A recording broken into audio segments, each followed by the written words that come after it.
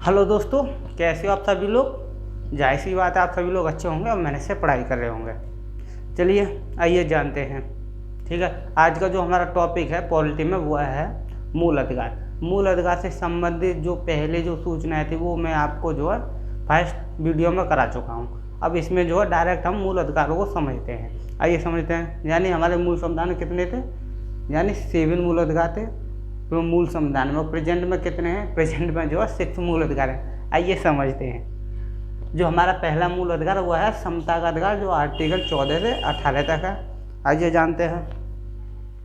पहला मूल अधिकार है हमारा समता का अधिकार, जो कि आर्टिकल 14 से 18 है। चलो आइए आर्टिकल 14 को समझते हैं। यानी आर्टिकल 14 में क्या है, विधि के समझ समानता। विधि के समझ समानता, यानी आर्टिकल 14 में विधि के समझ समानता। और इसमें एक और है विधियों के समान संरक्षण। विधियों के समान संरक्षण, इसको जो है ब्रिटेन से लिया गया था। इसे जो है संयुक्त राज्य अमेरिका से लिया गया था। इसका था विधि के समझ समानता, यानी सरकार जो है सभी व्यक्तियों के लिए, सभी व्यक्तियों के साथ जो एक समान व्यवहार करेगी, यानी विधि के समझ समानता। और नीचे वाला जो हमारा विधियों के समान संरक्षण, इसमें जो कानून के समझ जो है सभी लोग समान होंगे, बराबर होंगे। नीचे वाले में यानी कानून के समझ सभी प्रत्येक व्यक्ति जो समान होंगे, बराबर होंगे, किसी के साथ कोई भेदभाव नहीं किया जाएगा।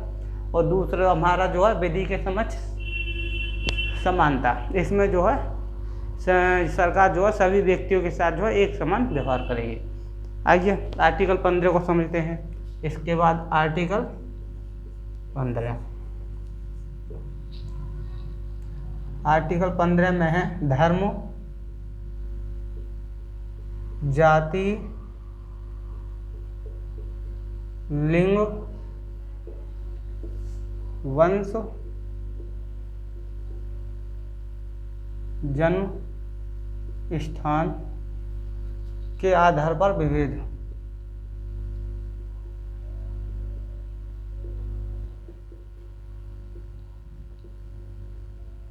आर्टिकल 15 में क्या है आइए जानते हैं। यानी धर्म के आधार पर, जाति के आधार पर, लिंग के आधार पर, वंश के आधार पर, जन्म स्थान के आधार पर कोई भी व्यक्ति किसी के साथ भेदभाव नहीं करेगा।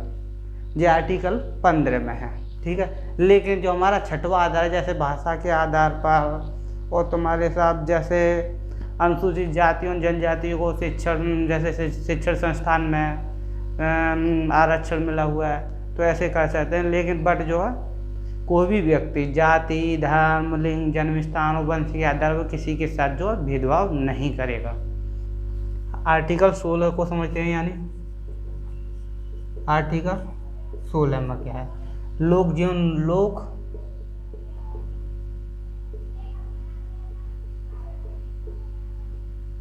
लोक नियोजन के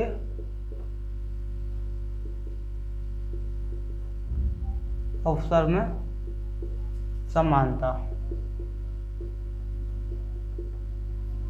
आर्टिकल 16 में लोक नियोजन के अवसर में समानता, यानी लोक नियोजन के अवसर में समानता।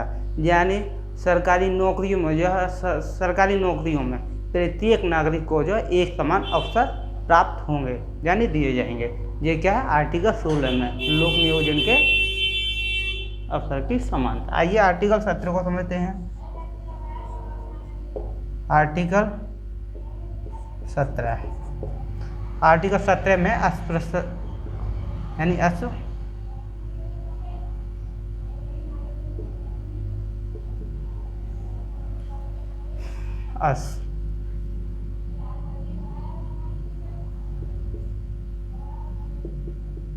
आर्टिकल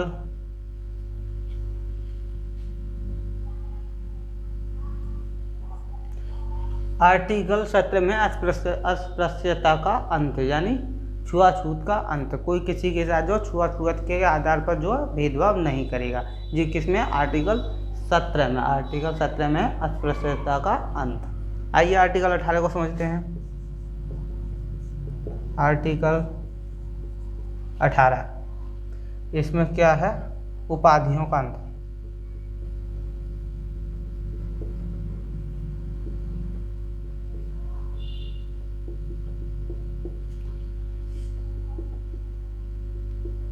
सेना और आइए समझते हैं। यानी आर्टिकल 18 में जो दिया गया वो दिया गया उपाधियों का अंत, यानी प्रत्येक उपाधि का जो अंत होगा ओनली केवल सेना और शिक्षा को छोड़कर। जैसे पहले राजा महाराजा अपने नाम के पीछे उपाधि धारण कर लेते, वो ऐसी उपाधियाँ अब कोई धारण नहीं कर पाएगा। अब जो है सेना और शिक्षा पे ही उपाधि मिलेगी, वो भी सरकार द्वारा, गवर्नमेंट के द्वारा। ठीक है, आर्टिकल 18 में ये है, नोट कर लीजिए।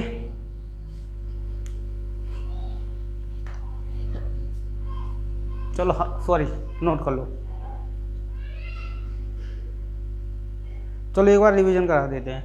आर्टिकल 14 जो हमारा पहला मूल अधिकार हुआ है समता का अधिकार, जो आर्टिकल जो है 14 से 18 तक दिया गया है। यानी आर्टिकल 14 में क्या है? विधि के समक्ष समता या समानता और विधियों के समान जो संरक्षण, यानी विधि के समक्ष समता, यानी सरकार जो प्रत्येक व्यक्ति के साथ एक समान व्यवहार करेगी, और विधियों के समान संरक्षण यानी कानून के समक्ष प्रत्येक व्यक्ति जो एक समान है। आर्टिकल 15 में धर्म, जाति, लिंग, वंश और जन्म स्थान के आधार पर कोई किसी के साथ जो भेदभाव नहीं करेगा। ये जो आर्टिकल 15 में है। आर्टिकल 16 में क्या है? लोक नियोजन के विषय में अवसर की समानता, यानी सरकारी नौकरियों में प्रत्येक नागरिक को जो एक समान अवसर प्राप्त होंगे। आर्टिकल 17 में क्या है? अस्पृश्यता का अंत, यानी छुआछूत का अंत, आर्टिकल 17 में है। आर्टिकल 18 में क्या है? उपाधियों का अंत। ठीक है, प्रत्येक उपाधियों का अंत है, लेकिन सेना और शिक्षा को छोड़कर, केवल ये दोनों को, सेना और शिक्षा को छोड़कर जो प्रत्येक उपाधियों का अंत है। नोट कर लिया? हो गया नोट? चलो आइए दूसरा आर्टिकल समझते हैं।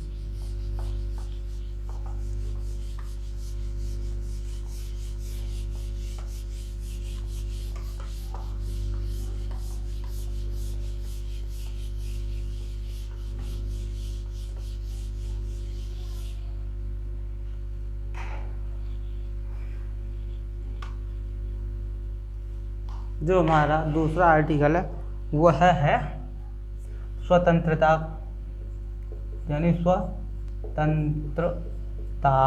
स्वतंत्रता का अधिकार, जो कि 19 से 22 तक है। आइए जानते हैं। यानी आर्टिकल 19, आर्टिकल 19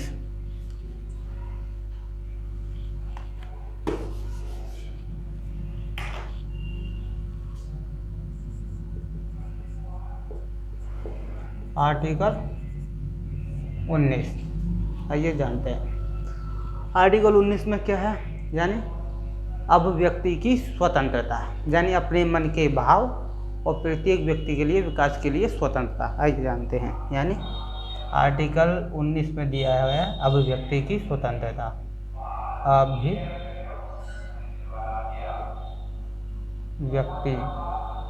की स्वतंत्रता, यानी अपने मन के भाव और व्यक्ति के विकास के लिए स्वतंत्रता के अवसर प्रदान करना है। ये किसमें? आर्टिकल 19 में। इसमें जो 6 प्रकार की स्वतंत्रता है आर्टिकल 19 में। यानी फर्स्ट जो है बोलने का अधिकार, बोलने का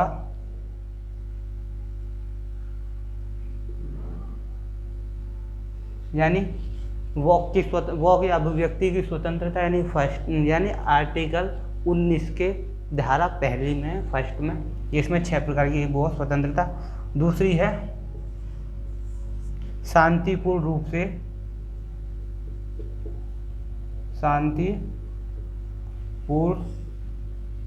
रूप से एकत्रित होने की स्वतंत्रता,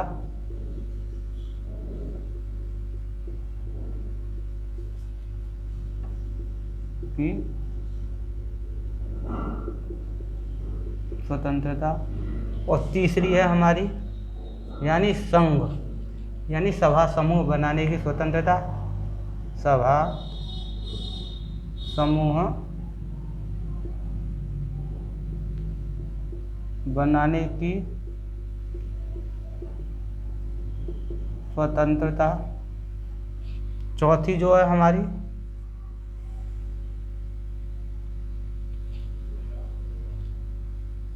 यानी भारत में कहीं भी आवागमन की स्वतंत्रता, आवागमन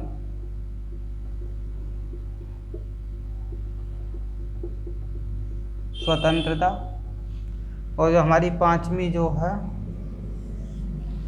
वो पता क्या है, जो हमारी पांचवी स्वतंत्रता है वो है भारत में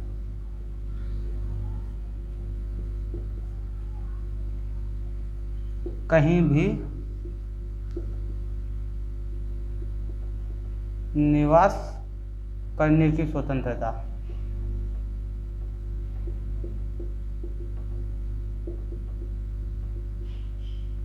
और जो छठी जो स्वतंत्रता वो है आजीविका की स्वतंत्रता, आजीविका की।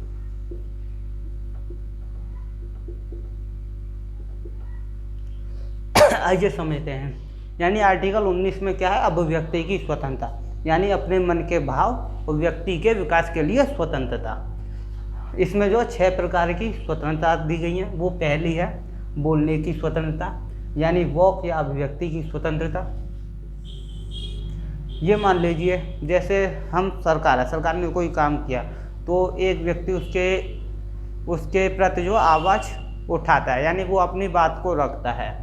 अब क्या होता है, सरकार जो एक व्यक्ति की बात को सुनती नहीं है, तो याद करने का तरीका बता रहा हूँ मैं।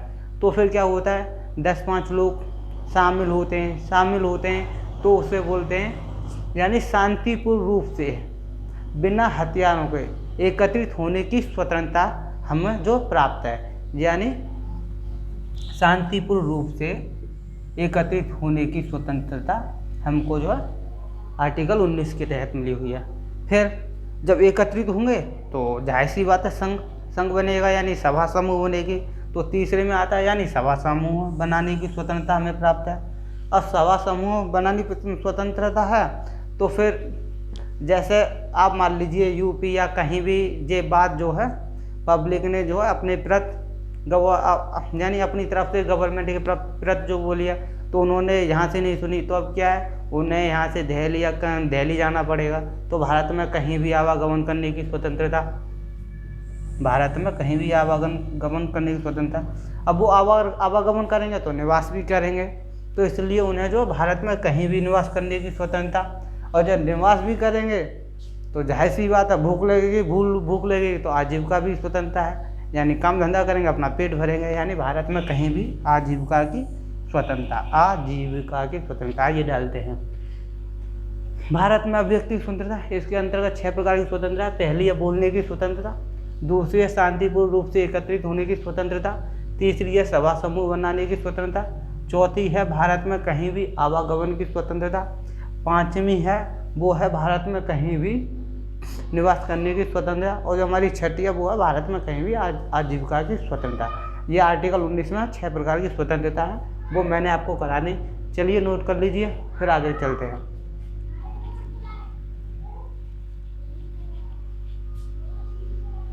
हो गई नोट?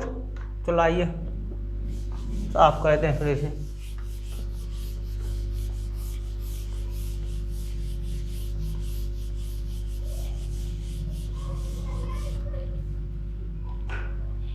यानी पहला मौलिक अधिकार, दूसरा मूल अधिकार। अब आएगा हमारा आर्टिकल 20 यानी आर्टिकल 20 में क्या है, आर्टिकल 20 में दिया गया है अपराधी के यानी अपराध के दोष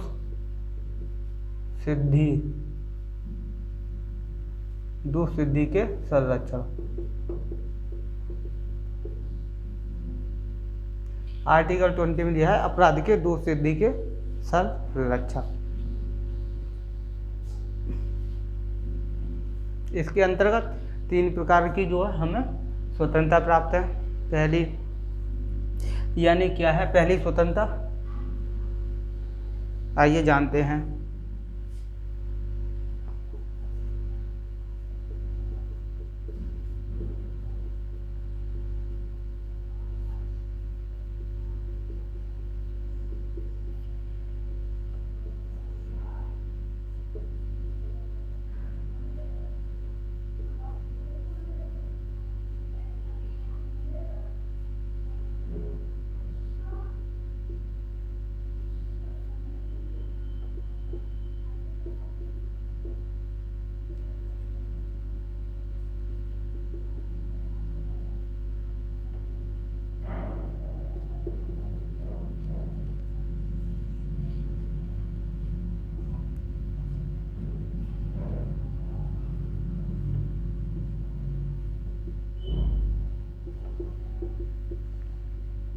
आइए जानते हैं। जो आर्टिकल 20 में जो है अपराध के दोष सिद्धि के संरक्षण, इसमें 3 प्रकार की स्वतंत्रता है। पहली हमारे उसी कानून के तहत सजा होगी, यानी जैसे किसी ने अपराध कर दिया, ठीक है, और उस अपराध का जो कानून है उसी कानून के तहत उसे सजा होगी, जैसा समझ लीजिए।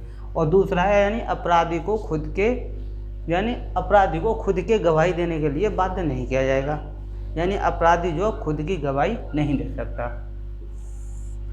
तीसरा है यानी एक अपराध तो एक ही बार सजा मिलेगी। अब इससे तात्पर्य ये समझ लीजिए कि किसी ने जो है अपराध अगर किया, ठीक है, यानी चलो एक अपराध एक ही बार सजा, यानी किसी ने एक अपराध किया तो उसे एक बार सजा दे दी गई। अब ये थोड़ी है कि उसे बार बार सजा दी जाएगी, ऐसा हमारे कानून में नहीं है, यानी एक अपराध किया तो एक ही बार उसे सजा होगी। आइए लिख लीजिए, कर लिया।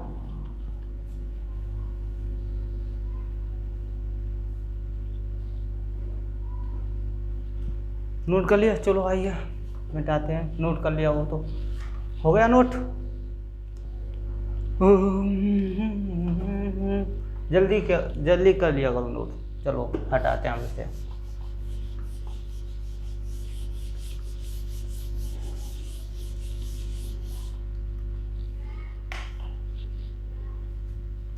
यानी अब आर्टिकल 21 इसमें क्या है, जीवन का अधिकार, यानी जीवन का अधिकार, यानी जीवन जीने का अधिकार या निजता का अधिकार।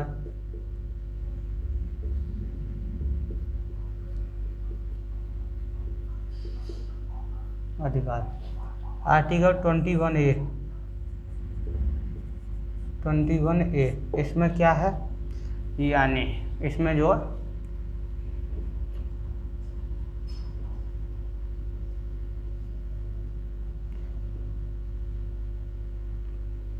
यानी 6 से 14 वर्ष के बच्चों को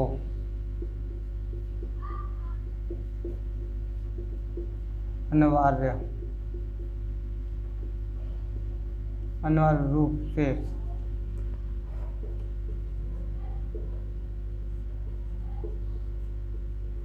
निःशुल्क शिक्षा का प्रावधान।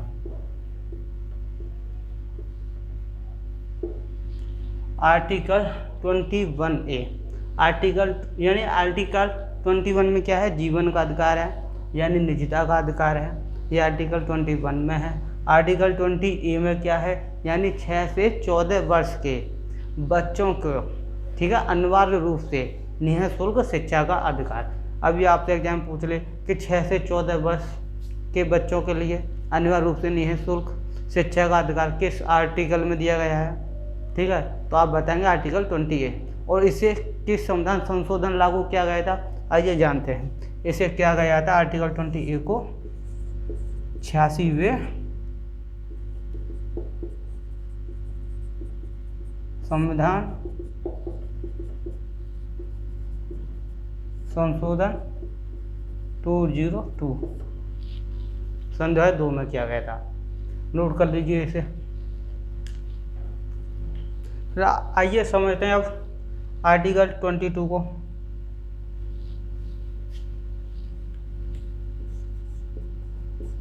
आर्टिकल 22 में गिरफ्तारी के संरक्षण।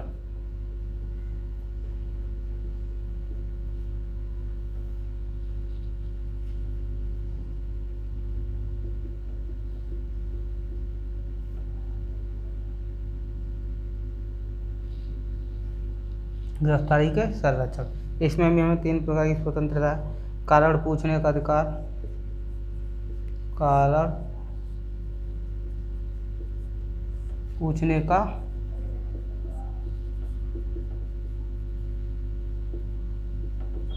अधिकार, यानी कारण पूछने का अधिकार। दूसरा है यानी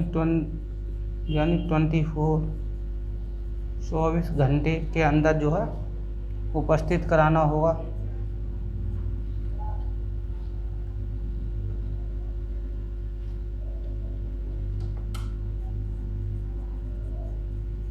उपस्थित 24 घंटे के अंदर उपस्थित कराना होगा। कहाँ, मजिस्ट्रेट के सामने, और कहीं भी जो आवागमन नहीं होगा। इस बीच जो आवागमन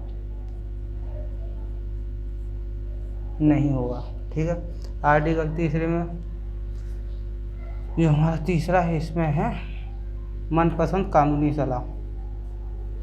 मन पसंद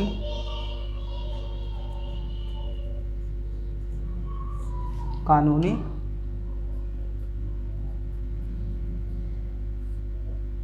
सलाह।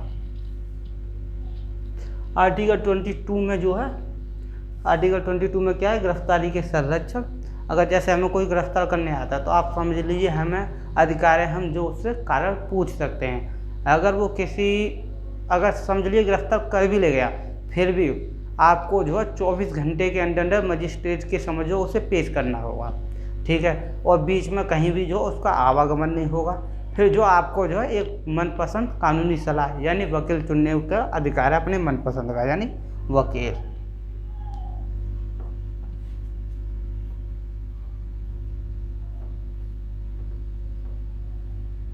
जो हमें वकील चुनने का अधिकार है ना, वो आर्टिकल 22 के ही तहत है, ठीक है।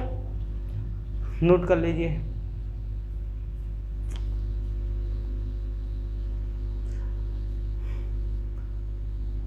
आप लोग लाइक नहीं करते, शेयर नहीं कीजिए, सब्सक्राइब भी नहीं करते। जब हम आपके लिए इतनी मेहनत कर रहे हैं तो लाइक तो कर ही दीजिए और सब्सक्राइब भी कर लीजिए, ताकि हम भी मोटिवेट होते हैं, हमें भी उत्साह मिलता है आपको पढ़ाने के लिए, ठीक है। Thank you. मिलते हैं अब अगली वीडियो में आपसे। जब तक आप इनका रिवीजन कीजिए और पढ़ते रहिए।